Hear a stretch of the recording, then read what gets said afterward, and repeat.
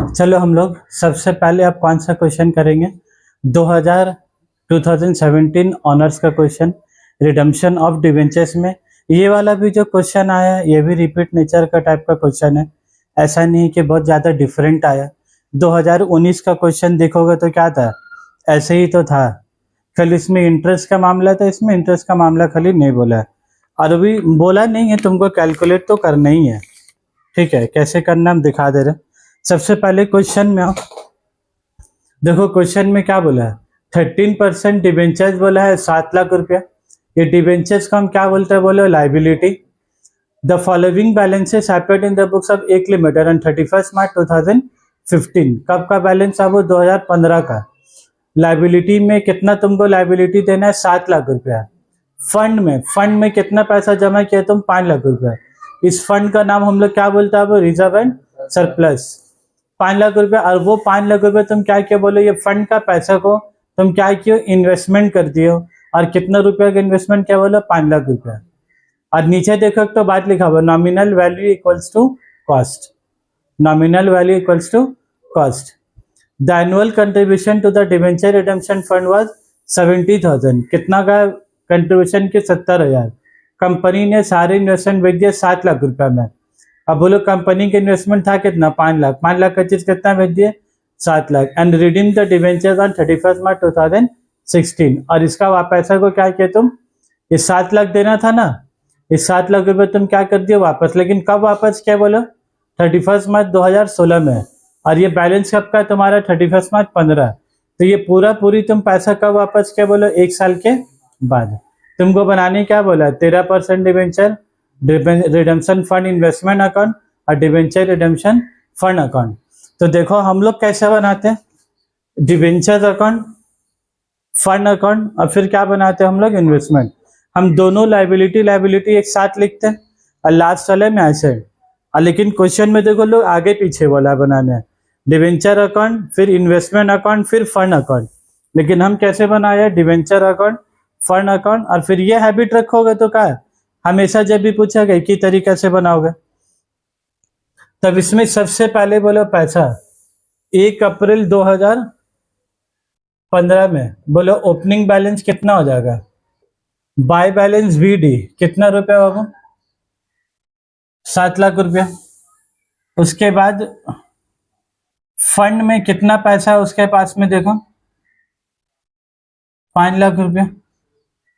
बोलो लाइबिलिटी कितना रुपए का? 7 लाख रुपए का। तुम खजाना में फंड में कितना पैसा रखे अपने पास? 5 लाख रुपया। और इस पैसे को तुम क्या कर दिए? इन्वेस्टमेंट। और इन्वेस्टमेंट का बैलेंस तुमको कितना बोला है? वही सेम 5 लाख रुपया। और इसका बैलेंस का डेट कितना हो गया? 1 अप्रैल 2015। क्लियर है बात? सबसे पहला काम रहेगा, अब उसको 3 तो बैलेंस को खट क्या बैठा दोगे। उसके बाद फिर क्या बोला? Annual contribution. अब वो आंसर दोगे कम से कम है, तुम रख दो जो हाथ में लेके हो ना, उसको रखो पहले तुम। एनुअल कंट्रीब्यूशन कितना है? 70,000 रुपया। तो एनुअल कंट्रीब्यूशन मतलब क्या बोला? तुम जो प्रॉफिट कमाए उसमें से पैसा निकाल के कहाँ पैसा डाल दोगे? एक तो जो पिगी बैंक बना है उसका नाम क्या दियो? Debenture redemption. तो यहाँ पर आकर पैसा को क्या करोगे? कंट्रीब्यूशन। तो बाय PL अप्रोप्रिएशन। ये पैसा तुम कब डाल ले, बोलो 31 मार्च 2016 में, ठीक है? साल खत्म हो रहा है तब। कितना रुपया इसमें डाले हो पैसा तुम? 70,000 रुपया, ठीक है? और ये 70,000 के ब्रैकेट में तुम क्या लिख लोगे, बोलो तो इसके ब्रैकेट में एक वर्ड लिख लो तुम लोग, एनुअल कंट्रीब्यूशन। तो अब बोलो तुम्हारे पास बैंक में या पिगी बैंक में कितना पैसा हो गया? 5,70,000 रुपया। देखो लेजर को ना रीड करना सीखोगे, जो बाय में लिखा है, टू में लिखा है, ये हो रहा है क्या, ये लिखने से हो रहा है क्या, इसको रीड करोगे। उसके बाद फिर क्या बोला? कंपनी ने सारा इन्वेस्टमेंट बेच दिया 7 लाख रुपया में। कंपनी ने सारा इन्वेस्टमेंट बेच दिया। और ये जो इन्वेस्टमेंट बेचा लोग यहाँ पर देखो तो बात ये लोग बोला nominal value equal to cost. मतलब जो उसका फेस वैल्यू वही उसका कॉस्ट, मतलब 5 लाख। तो टेंशन का भी कोई बात नहीं। और इसको तुम बेच ही दिया। कब बेचे बोलो? 1 अप्रैल 15 में कि 31 मार्च 16 में? क्वेश्चन में लिखा हुआ 31 मार्च 16 में, और 2021 ऑनर्स वाला क्वेश्चन बनाया था, वहां देखे तो 1 अप्रैल दोनों में क्या था लिखा हुआ था, 1 अप्रैल 20, 1 अप्रैल 20। इसको बेच दिए तुम तो क्या लिखोगे, बाय कैश ऑब्लिक बैंक। कितना में बेचे बाबू, 7 लाख रुपए में तुम क्या किया, इसको बेच दिए। इसको जो बेचे हो, बेचने से तुमको फायदा हो रहा है कि नुकसान हो रहा है, 2 लाख का। तो 2 लाख का फायदा है, तुम बोलो क्या करोगे, घूमने जाओगे पैसे से। हाँ, डिवेंचर रिडेम्पशन,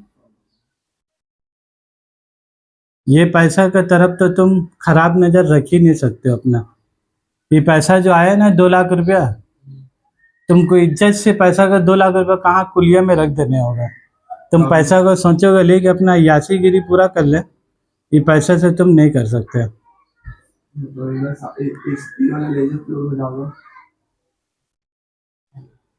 यहाँ ब्रैकेट में लिख दोगे profit on sale of investment, ये सब लिख दोगे। देखो 10 मार्क्स का ही है, बहुत बड़ा सोल्यूशन है का। यहाँ पर भी क्लोज कर दोगे, कितना हो गया 7 लाख रुपए। यहाँ भी कितना लिख दोगे 7 लाख रुपए। ये जो यहाँ लिखा 2 लाख रुपया, ये पैसा साथ साथ कहाँ लिखेंगे इसका, बाय साइड में, by debenture redemption fund investment account, shortcut नहीं होगा, बाय डिवेंचर्स रिडेम्पशन। एक तो दे रहा 10 मार्क्स, और तुमको मेहनत भी ज्यादा नहीं करना है, उसके बाद भी तुम आधा आधी नाम लिखोगे ना तो नंबर पे फजूल का उड़ा देगा।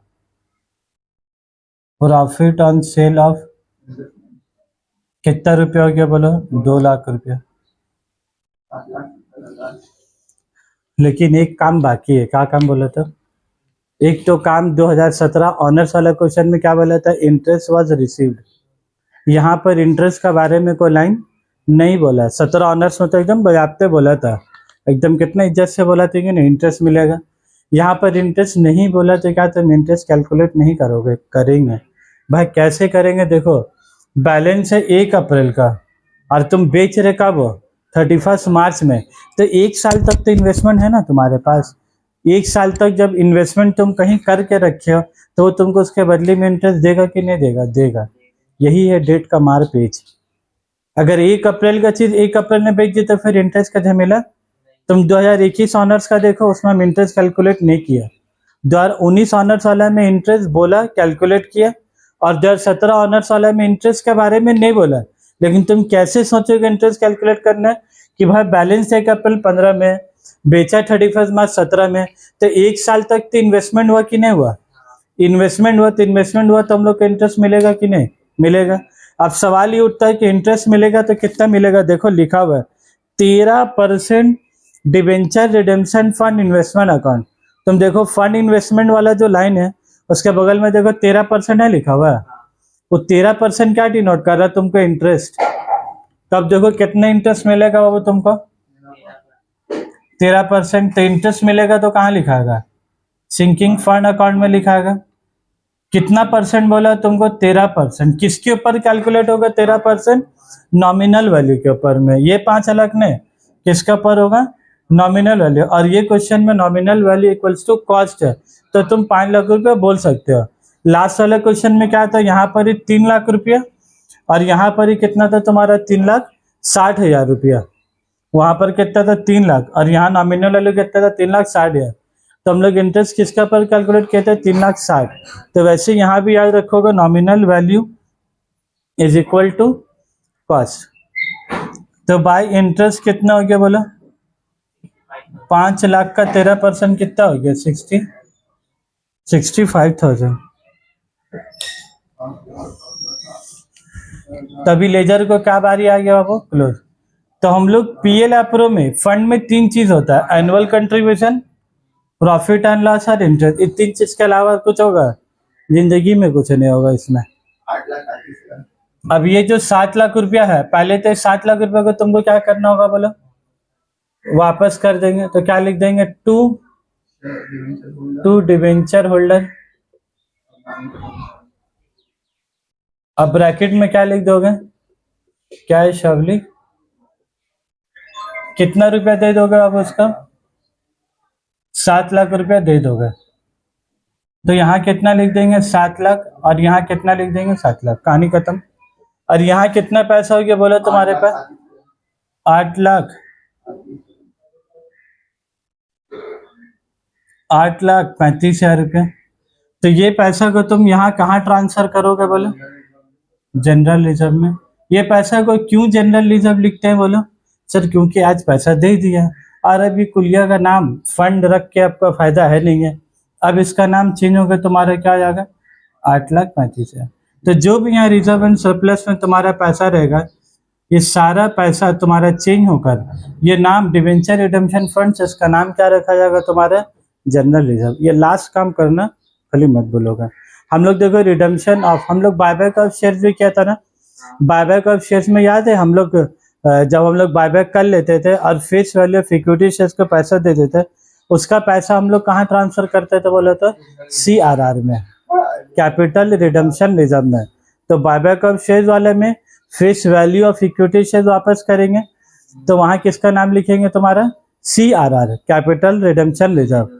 और डिवेंचर वाले चैप्टर में फंड का नाम चेंज होकर क्या लिखा गया तुम्हारा जनरल रिजर्व। क्लियर है बात। इसी के साथ ये भी हम लोग का खत्म होता है। तो हम लोग इसी के साथ ये वैरायटीज का जो भी क्वेश्चन था सब खत्म हो गया। अब अगला क्लास जब हम लोग कराएंगे तो क्या करेंगे बोलो, जो 2016 ऑनर्स वाला क्वेश्चन है ना हम लोग वो करेंगे, 16 वाला करेंगे। और हाँ 16 में 2 क्वेश्चन आए थे वो करेंगे। और तुम लोग का होमवर्क में रहेगा, तुम लोग का जो होमवर्क में रहेगा ना वो क्वेश्चन नंबर 3, क्वेश्चन नंबर 5 हमको कराने होगा। टफ नहीं है, आसान है। क्वेश्चन नंबर 3 करोगे, 4 तो हम करवा ही दिए, 6 हम करवा ही दिया। उसके बाद करोगे 9 नंबर 2015 ऑनर्स, ठीक है, वो भी आसान क्वेश्चन आया। ठीक है, इसी के साथ हम लोग वीडियो एंड कर रहे हैं, मिलेंगे अगले क्लास में।